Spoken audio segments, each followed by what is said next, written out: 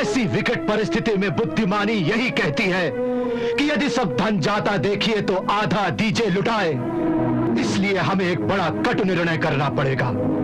अगर कृष्ण को नहीं बचा सके तो कम से कम बलराम को तो बचा लेना चाहिए।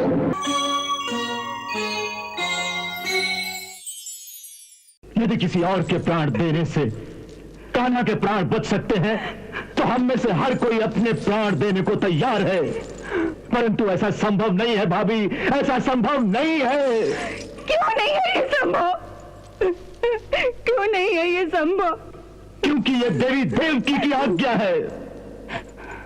उसे मेरे पुत्र की बलि देने की आज्ञा देने का क्या अधिकार है?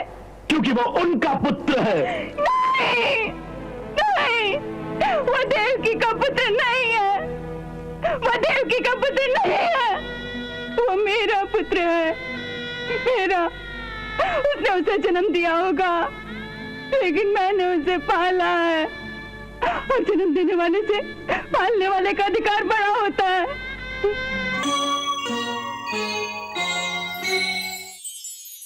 मेरा ही पुत्र इतना सस्ता है कि उसे इस प्रकार खुल्लम खुल्ला दिन के उजाले में बलि की वेदी पर भेज दिया जाए। उसके लिए आपने रात में भागने का कोई तरीका नहीं सोचा। कोई बात नहीं, मैं स्वयं भेष बदलकर रातों रात उसे नदी के रास्ते से निकाल कर कहीं ले जाऊंगी। भाभी, भाभी, भगवान के लिए समझने की कोशिश कीजिए। मुझे कुछ नहीं समझना, कुछ नहीं।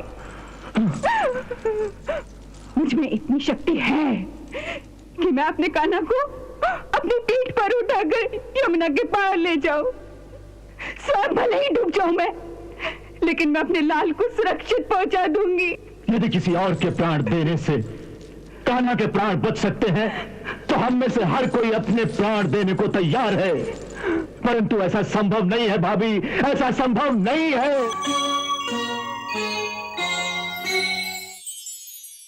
ऐसी विकट परिस्थिति में बुद्धिमानी यही कहती है कि यदि सब धन जाता देखिए तो आधा दीजिए लुटाए। इसलिए हमें एक बड़ा कटु निर्णय करना पड़ेगा। अगर कृष्ण को नहीं बचा सके तो कम से कम बलराम को तो बचा लेना चाहिए। इस समय कंस के जो सैनिक और गुप्तचर हैं, गोकुल के चारों ओर फैले हुए हैं। सबकी नजर केवल कृष्ण पर ही जमी हुई है। इसलिए कृष्ण को आज की रात गोकुल में ही खुल्लम खुल्ला रहने दिया जाए, ताकि कंस के आदमी भी गोकुल में केंद्रित रहे। इसका लाभ उठाकर रातों रात मेरे आदमी बलराम को लेकर निकल जाएंगे। उनके सुरक्षित हो जाने पर कल दिन में किसी समय मैं कृष्ण को साथ लेकर मथुरा की ओर कूच करूंगा। क्यों? मेरा ही पुत्र इतना सस्ता है कि उसे इस प्रकार खुल्लम खुल्ला दिन के उजाले में बलि की वेदी पर भेज दिया जाए।